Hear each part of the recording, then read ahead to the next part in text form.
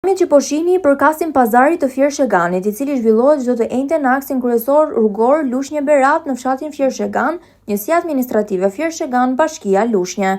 Ky treg është kthyer prej kohësh në një shqetësim serioz për drejtuesit e mjeteve.